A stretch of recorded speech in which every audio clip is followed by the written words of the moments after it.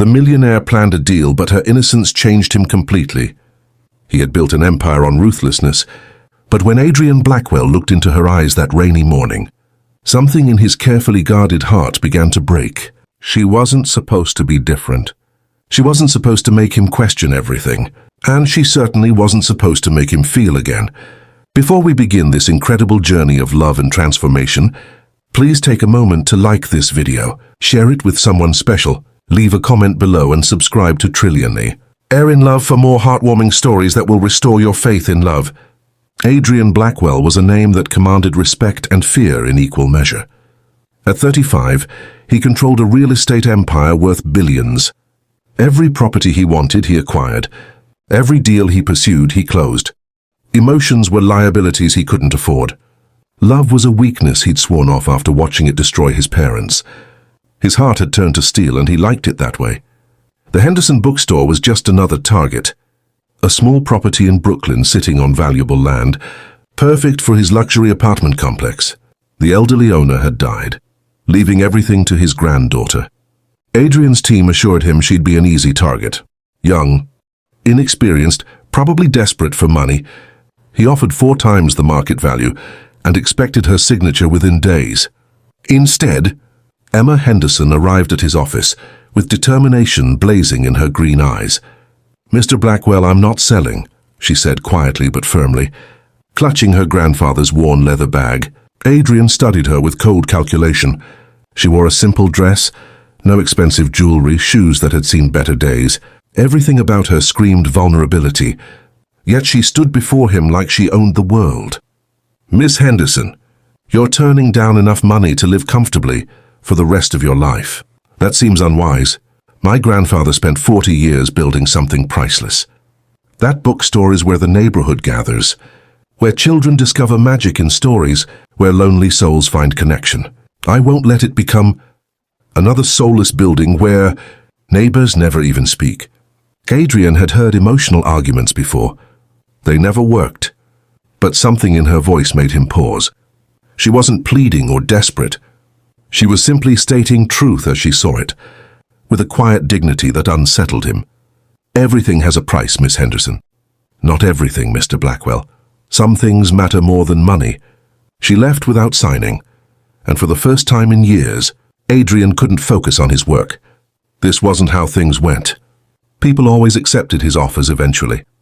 They had to, yet her words echoed in his mind. Some things matter more than money. When had he stopped believing that? Against every logical instinct, Adrian visited the bookstore himself. He told himself it was strategy, finding her, weakness. But when he walked through that door, something unexpected happened. The place was alive with warmth. Worn wooden floors creaked with character. Children sat mesmerized as Emma read to them, with animated voices and genuine joy. An elderly couple shared coffee and crossword puzzles by the window. A young man wrote poetry in the corner, occasionally glancing up with the distant look of inspiration. This wasn't just a business, it was a sanctuary, exactly as Emma had described. "Mr. Blackwell." Emma approached cautiously after story time ended. "I didn't expect you here. I wanted to see what I was buying." "What you're trying to destroy," she corrected gently. The words hit harder than they should have. Adrian had destroyed countless businesses, always justifying it as progress. But standing here, watching the community Emma had described come to life around him, guilt stirred in his chest for the first time in years. "Show me," he said impulsively. "Show me why this matters." Emma hesitated, searching his face for deception. Finally, she nodded. "All right, but truly see it." She introduced him to the regulars. Marcus, the veteran who came every Tuesday because the bookstore was quieter than his empty apartment. Young Sarah, who couldn't afford books but studied there because Emma never made her feel unwelcome. Mr. Chen, whose late wife used to meet him there every morning, and who still came to feel close to her memory. Each person had a story. Each had been touched by the kindness woven into this place. "My grandfather believed bookstores were sacred spaces," Emma explained as sunset painted the windows gold, "where everyone is equal, where everyone deserves access to stories and dreams and knowledge." "Beautiful philosophy," Adrian admitted, "but it doesn't pay bills. How are you managing?" Emma's expression closed. That's not your concern. But Adrian had already noticed the patched furniture, the outdated equipment, her mention of cutting inventory. She was struggling, barely holding on. Over the following weeks, Adrian did something unprecedented. He kept returning. For coffee, for books, for author events. He told himself he was waiting for her to crack financially. But the truth was far more dangerous. He was falling for her. For her kindness to every customer. For her patience with confused children. For how she lost herself in books during quiet moments. For her infectious laugh. For the way she saw good in everyone, even him. Despite her wariness, Emma began opening up too. She saw glimpses beneath his armor. How he truly listened when people spoke. How he quietly paid for a struggling mother's books. The night he helped reorganize shelves and they talked until midnight, discovering shared loves of classic literature and terrible puns. "Why are you really here, Adrian?" she asked one rainy evening over takeout in the closed store. He could have lied. Should have lied, but Emma pulled truth from him. "I don't know anymore. This wasn't supposed to happen." "What wasn't?" "Caring about you, caring about this place. You still want to buy it. My investors expect it. The development is already planned."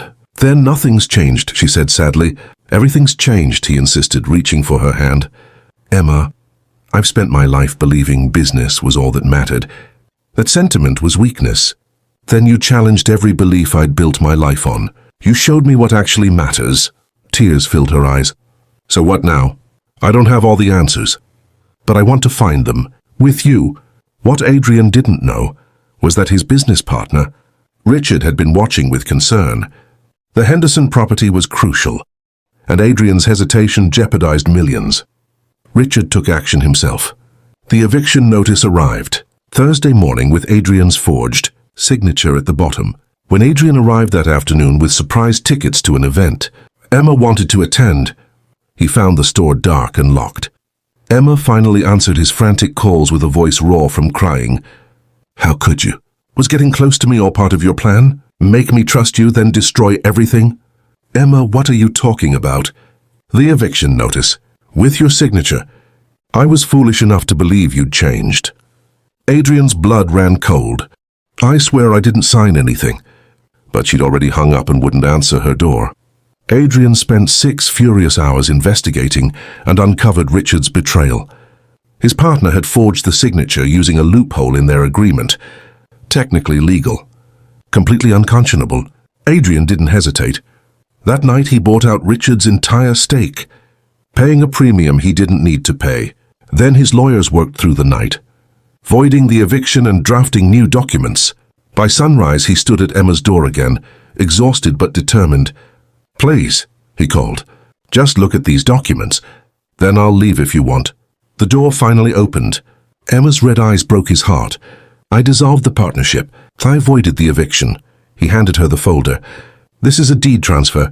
I'm giving you full ownership of the building. No strings attached. You'll never have to worry about losing it again."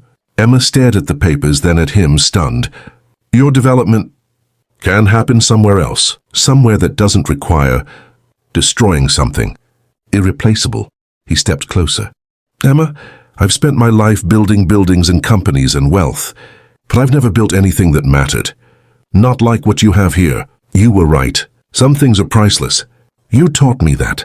But your business will survive. And if it doesn't, maybe I was in the wrong business." He smiled genuinely. "You asked what I wanted. I thought I wanted success and power. But what I really wanted was purpose, meaning, connection, everything. I saw in your bookstore. Everything I saw in you." Emma's tears fell freely now. "You're really giving me the building." "Yes, and I'm hoping you might give me a chance. Not as a business deal. Just as someone who wants to support your dreams and discover who I can be when I stop trying to own everything and start being part of something meaningful." She kissed him then as morning sun painted Brooklyn gold. It wasn't the ending Adrian had planned. It was the beginning neither knew they needed. 6 months later, the bookstore thrived. Adrian had quietly invested in renovations, always respecting Emma's vision. He'd started a foundation supporting independent bookstores nationwide. using his skills for something meaningful.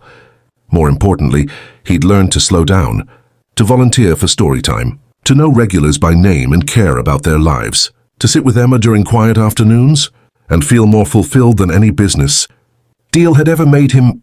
"You came here to buy a building and found a home instead," Emma said one evening, their hands intertwined as they locked up.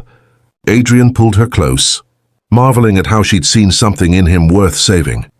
"No," he corrected softly. "I came to make a deal.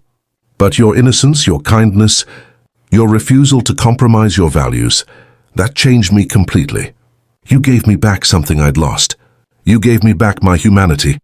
We're all capable of change no matter how far we've strayed. Sometimes all it takes is someone who sees us clearly, who refuses to accept our armor as our identity, who loves us enough to challenge us to be better.